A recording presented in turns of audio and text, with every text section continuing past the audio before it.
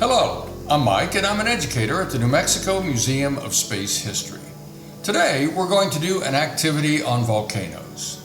Now this is a bit messy to make and it'll probably be even messier to clean up. But as we go through it, you'll get an idea of how volcanic activity acts not just on planet Earth, but on other planets and moons in our solar system as well. As an example, here's an image of Io, a moon of Jupiter. Io has more than 400 active volcanoes. Jupiter's gravity is pulling the moon one way, and other moons, Europa, Ganymede, and Callisto, are pulling other directions. Io is being torn apart by these forces, and volcanic activity is the result. So, what are some of the key words in this activity? Volcanism occurs when a planet or moon begins to lose internal heat. Volcanoes then form. Rocks near the surface can melt. The volcano is the door through which the lava flows. Now, Earth is cooling as well, but don't lose sleep worrying. Billions of years will pass before Earth becomes inhabitable. Oh, and by the way, it's been 3 billion years since the last volcano erupted on our own moon.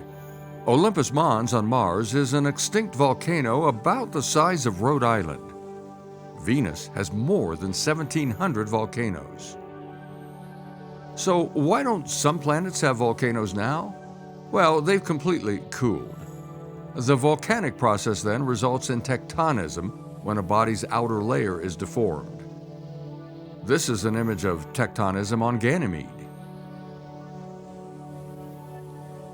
Such activity will cause erosion when the surface is worn down. Now, let's make our volcano.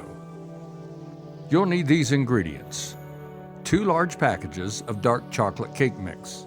Follow the directions on the box. Make one in a bundt cake mold, the other in an angel food cake mold. For the lava, you'll need 13 ounces of marshmallow cream, a half cup of water, red food coloring, yellow food coloring, and a tall glass jar.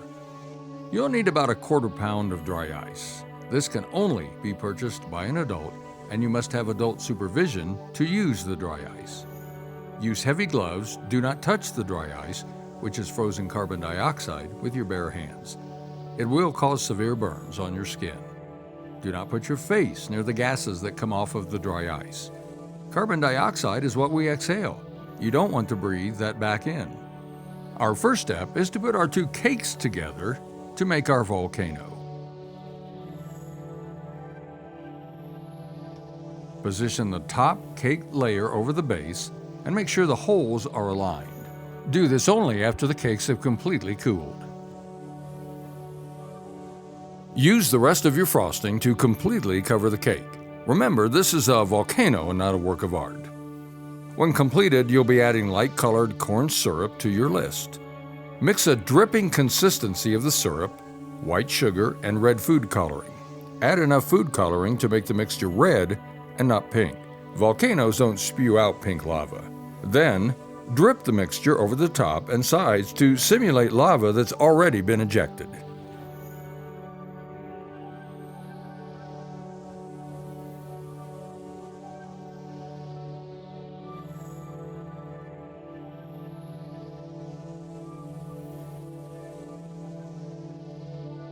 Now it's time to create the erupting lava. An adult must do this. In a small saucepan over low heat, mix the marshmallow cream with enough water to create a liquid consistency. Add red and yellow food coloring to create a molten lava appearance. Now, wearing protective gloves and eye protection, drop chunks of dry ice into the jar. Pour in the lava mixture. Lastly, add warm water. The warmer the water, the better the eruption. The dry ice will create a smoke effect and cause marshmallow lava to bubble over the cake rim. What that smoke actually is the dry ice sublimating or converting to a gas directly from a solid without going through the liquid stage.